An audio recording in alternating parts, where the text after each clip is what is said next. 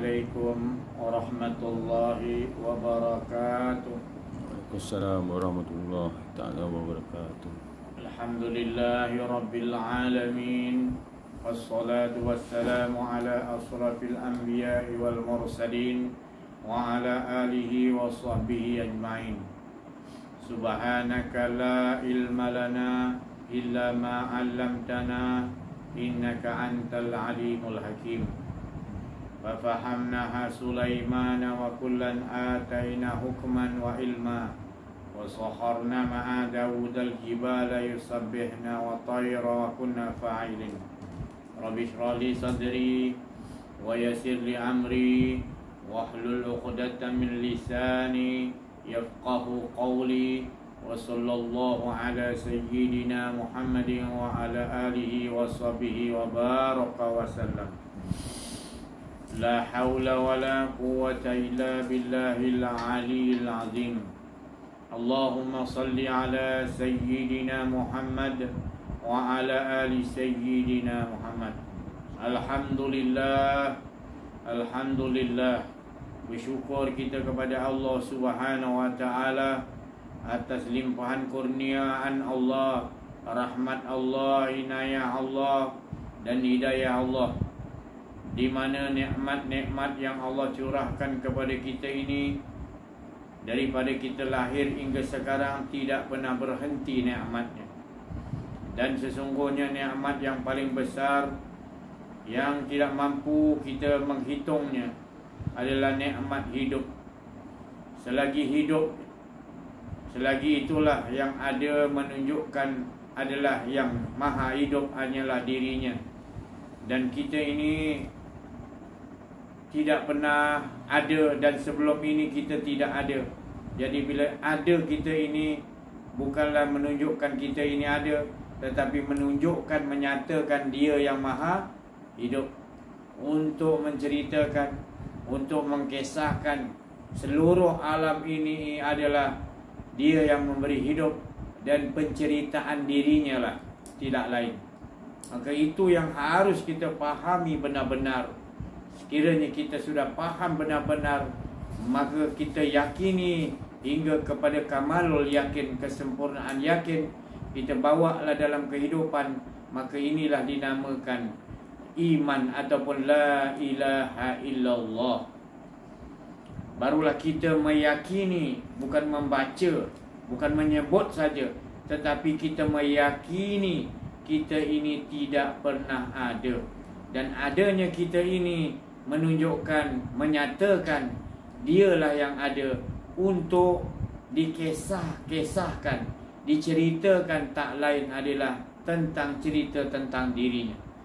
Maka Allah Subhanahu wa taala itu telah nyata dan jelas, dan tidak lagi kita mengatakan kita tidak melihat Allah.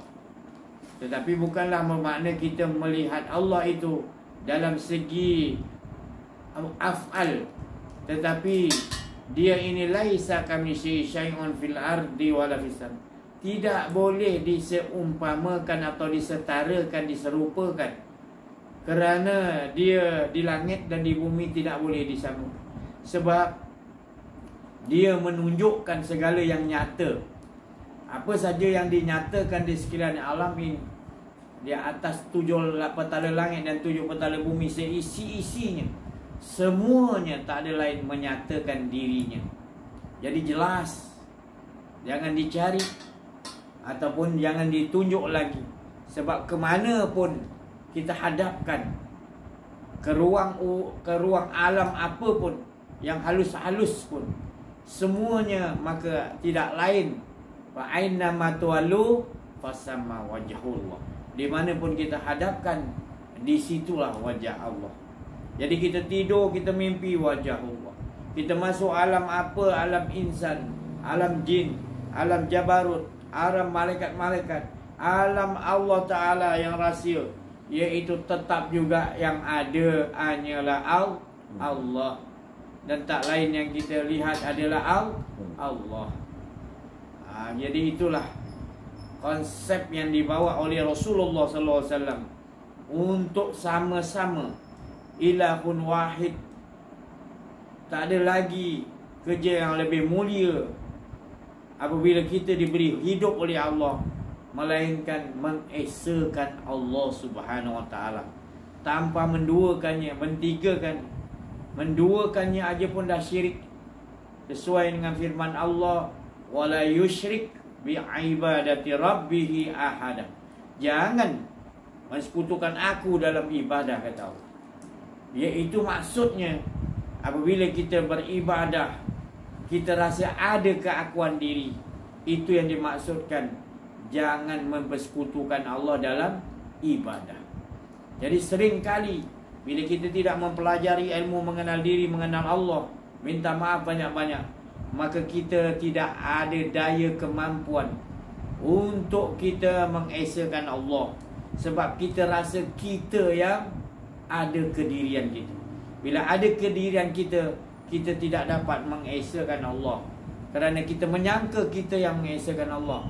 Padahal sebenarnya ia mengesakan Allah itu Allah. Yang sembah puji memuji itu Allah.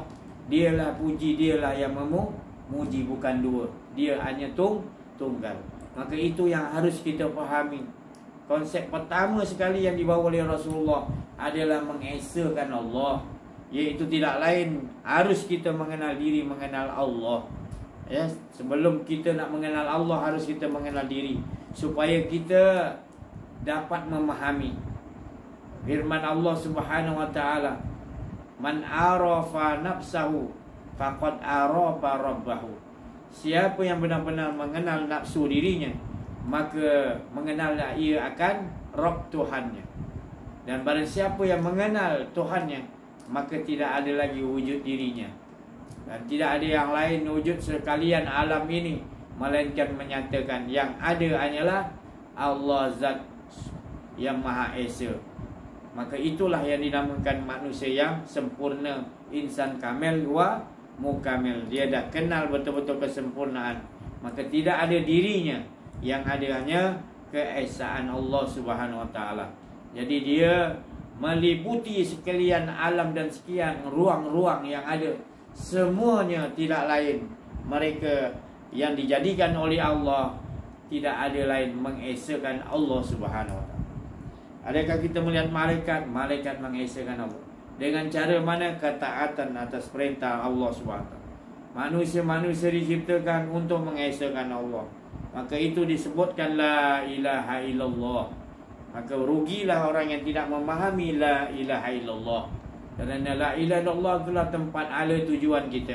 Kerana kita la menafikan kita tidak ada, dan semuanya tidak ada. Dan sebelum kita menafikan semua tidak ada, kita pastikan haqqul yakin wal kamalul yakin, bahawa kita dah dahulu dinafikan. Maka kitalah dulu harus dibinasakan. Bukanlah binasa itu ambil bom, ambil pisau, ambil gergaji, ambil senapang, tembak diri kita. Bukan. Maknanya adalah membuang keakuan diri kita.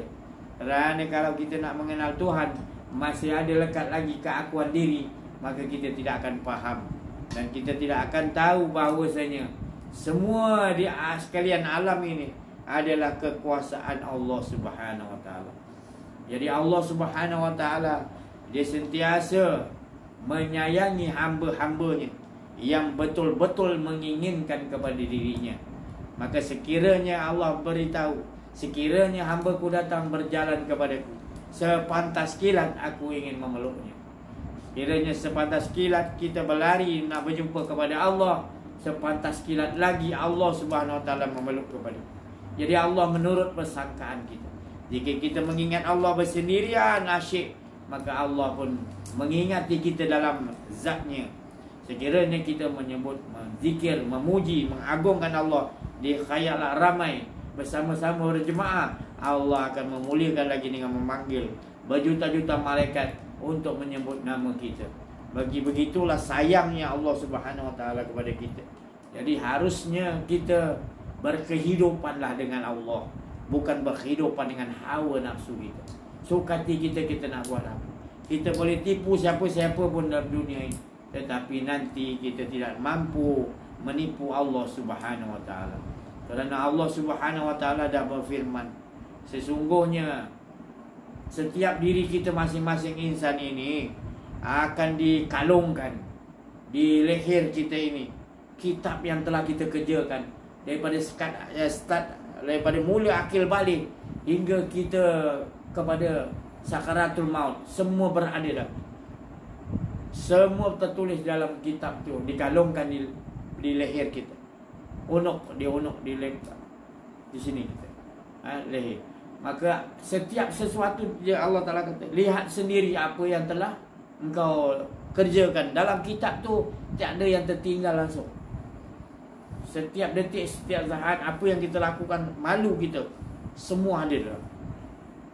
Dan cukup dah kita sendiri menyaksikan. Bukan 5G dah, 100G komplit. Luar dalam kita semua ada dalam tu, diterjemahkan dalam kitab tu. Maka malu kita nanti.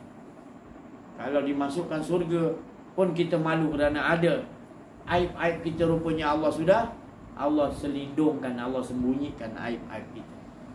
Sayangnya Allah Subhanahu Wa Taala kepada kita.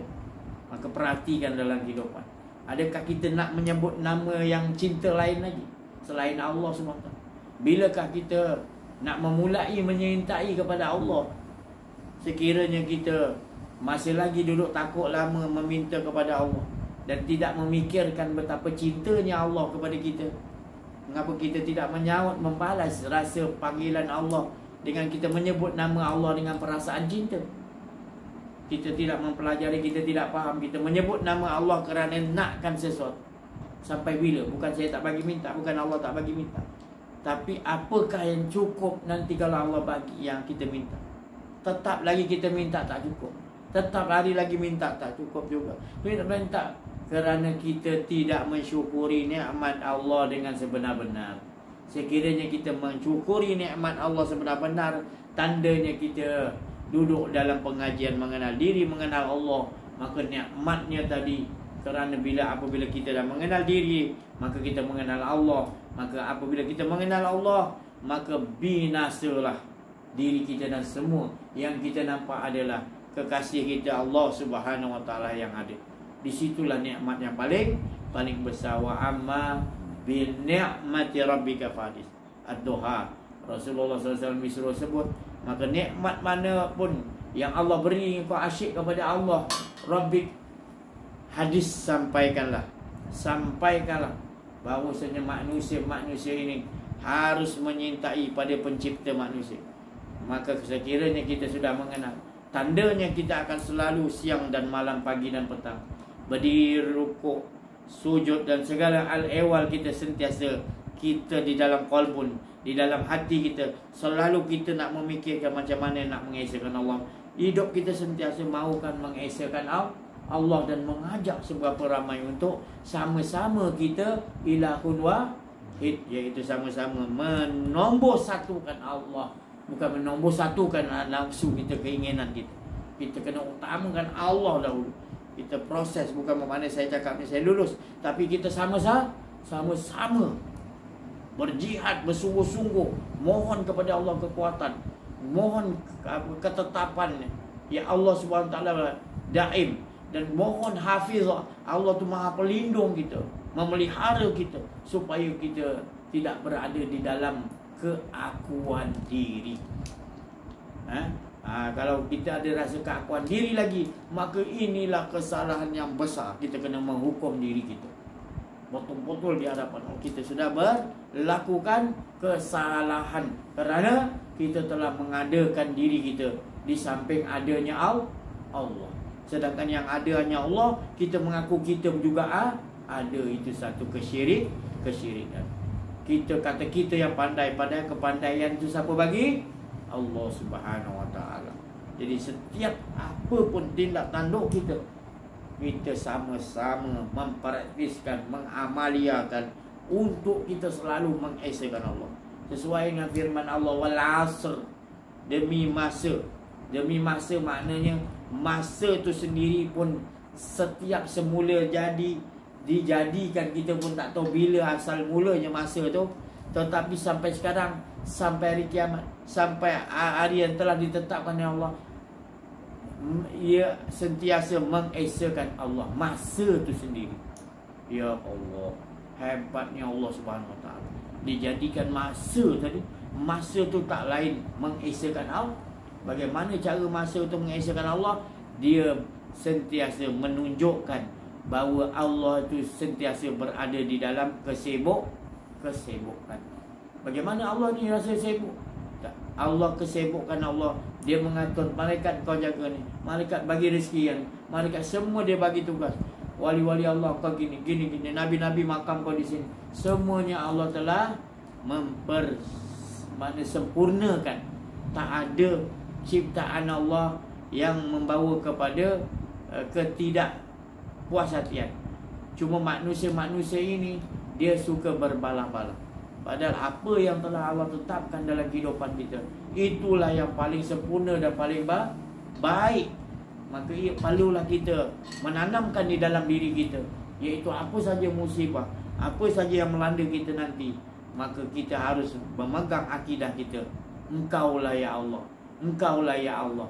Biarlah aku ni akan mati, pastikan ya Allah aku sentiasa hatiku denganmu tidak mati. Sentiasa merasakan kecintaan padamu.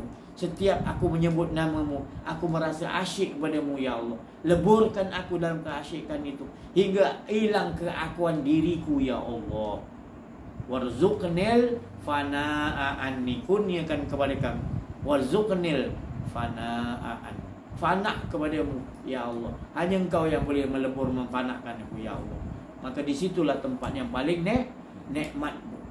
Rasulullah SAW bersabda, inilah bila orang yang benar-benar mengesakan Allah, dialah yang kehidupan dia tidak ada pahit, sentiasa manis, sentiasa merasakan kelazatan iman. Itu jaga. Bila itu kita jaga dalam kalbun kita ini, maka sentiasa kita merasakan yang wujud hanya dia Allah. Maka dalam kehidupan kita akan dijaga oleh Allah dan diamankan oleh Allah Subhanahu Wa Taala. Jadi mari kita sama-sama sama-sama menombor satukan Allah. Maknanya merasakan cinta yang nombor satu hanya Allah Subhanahu Wa Taala. Sekiranya kita tidak dapat cinta-cinta yang lain, itu tidak mustahil. Yang paling mustahilnya cinta kita kepada Allah. Jangan kau ambil ya Allah. Lebih susah lagi, musibah lagi sekiranya aku tidak ada, aku merasakan ada keakuan diri, ataupun aku tak dapat mengesakanmu dengan sebenar-benar, maka itu satu kerugian besar pada diriku ya Allah. Ya Allah, tolonglah aku ya Allah. Tolonglah kami ya Allah, pelihara kami supaya hati kami tetap teguh untuk mengesakanmu ya Allah, seperti mana Engkau yang layak mengesakan dirimu ya Allah. Ya Allah, tolonglah kami ya Allah di penghujung akhir zaman ni ya Allah, mana tersebar seluruh fitnah-fitnah, di mana fitnah-fitnah itu menjadikan orang Islam yang tidak mengenal diri, mengenal Allah, terikut-ikut, terkena sihir-sihir, penipuan tentera-tentera Dajjal yang semakin lama semakin berkuasa untuk memesongkan kita. Akidah kita nak dipesongkan, itu agenda utama, supaya dengan bila akidah kita rosak, maka kita pecah belah, maka mudahlah dia nak mentadbir negara kita tanpa menggunakan peperangan. Digunakan kaedah santau, kaedah sihir, kaedah silap mata, hingga kita dah kena silap mata daripada dia pun kita rasa macam kita tak rasa kena pukau, kena silap. Segala apa yang disuruh kita lakukan, padahal apa yang kita lakukan sebenarnya adalah supaya kita ini dikontrol oleh Yahudi laknatullah. Ini strategi dia yang kita harus faham.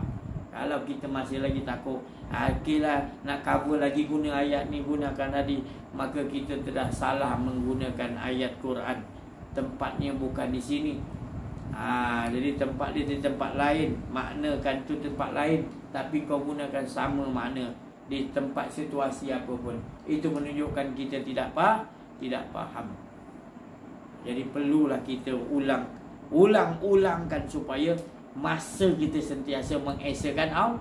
Maha Esa, masa tu maknanya Maha Esa, dia mengesakan Tapi bila kita faham konsep ni, kita mengesakan Allah, bukan kita, tetapi dialah yang mengesakan dirinya. Dia yang layak mengesa. Inilah amalan ahsanu amalan, amalan yang cukup Allah Ta'ala suka.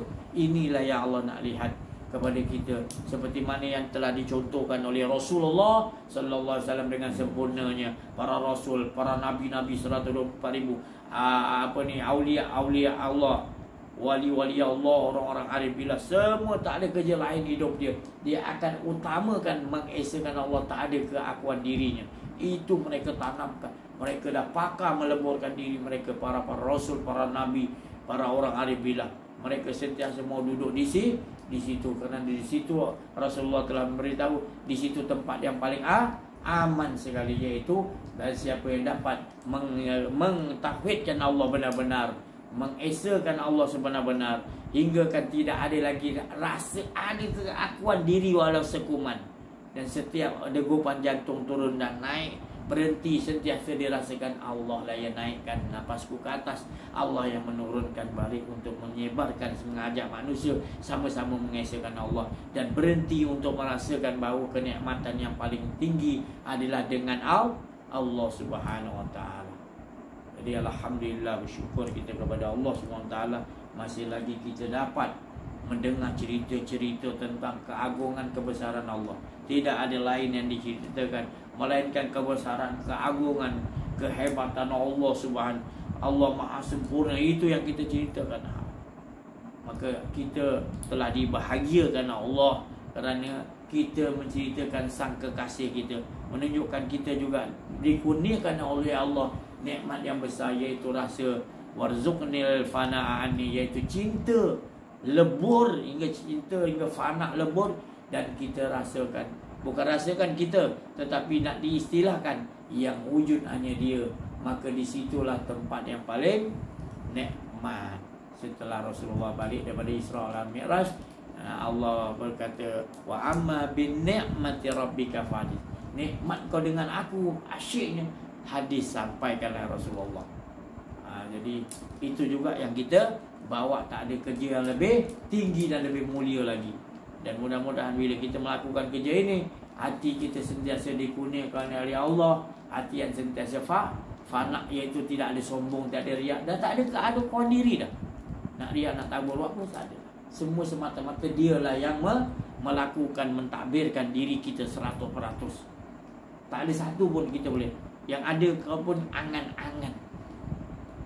Jadi kalau kita selagi tak buang kan angan-angan tu, kita tidak dapat kemanisan iman. Akhirnya kita betul-betul dengan Allah, kita faham, dapatlah kita rasa kemanisan iman. Jadi itu perlu kita sedari. Setiap detik-detik kehidupan kita adalah paling penting. Paling pentingnya adalah kita mengesakan Allah, membesarkan, mengagungkan Allah. Jadikan, jangan sia-siakan detik-detik nafas kita turun dan naik. Isikan dengan mengesakan Allah. Kerana sifat nafas kita turun dan naik itu pun sendiri dah mengesakan Allah. Dan masa itu pun kita pun tak tahu mula dia sampai bila. Sentiasa mengajak kita sama-sama mengesakan Allah Subhanahu. Alhamdulillah. Mudah-mudahan kita memperolehi sentiasa wazidnahum huda, petunjuk-petunjuk Allah, tambahan-tambahan penunjuk setelah apa yang dah ada keimanan, keyakinan kita pada Allah yang tinggi yang Allah anugerahkan pada diri kita, maka kita minta lagi tambahan-tambahan wazidnahum huda, insya-Allah.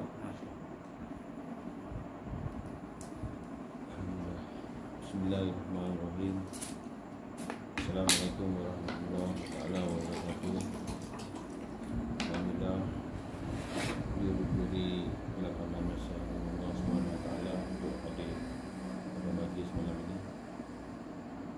Dan saya bersyukur kerana masih lagi berada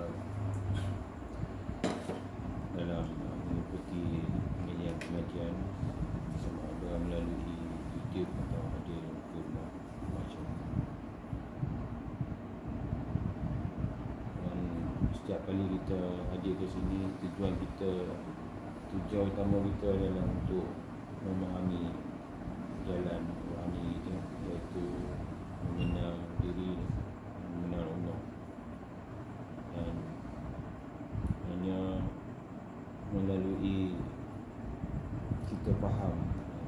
kita tidak ada, ini membuangkan rasa pendirian, baru kita boleh dapat merasai perjalanan kita dengan selesa.